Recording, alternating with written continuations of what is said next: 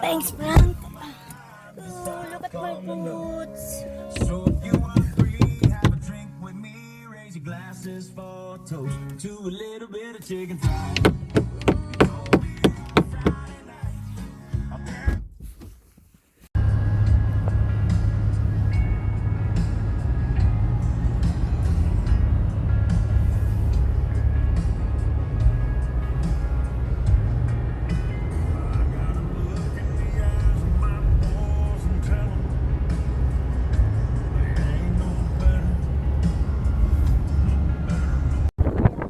Sa Naida ngayon. Grabe ang lamig yan.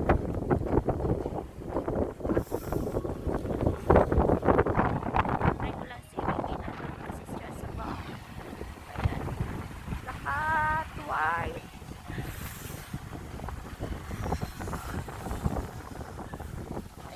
Excited yan.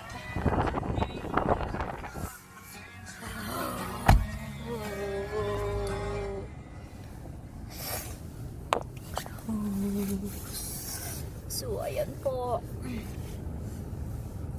Kung nakikita nyo yung snow, oh my God. Nanunuot sa mga kalamnan ng lamig. Ayan, ninihintay ko si Ricky. Nandun pa kasi siya sa bangko. Nagpapalit ng mga check. So, ayan, dito kami sa harbor. Punta kami ng Walmart. Then, ayan, andyan lahat.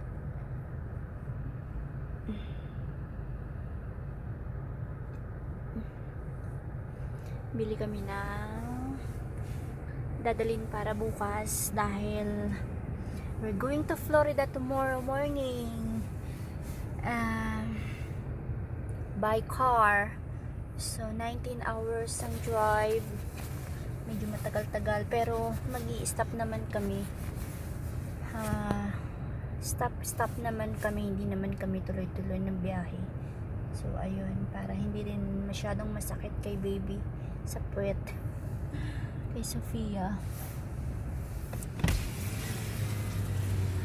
So ayan talaga yung nagdala yung snow eh. Hindi na namin sinama si baby kasi uulan na naman kasi ngayon ng snow. So medyo delikado kay baby. Madulas yung daan. So ayan. Pinasilip ko lang yung ng Oneida Walmart. So punta kami ng Walmart mamaya mga moms, mga lalabs. Papasilip ko yung Walmart. Bye!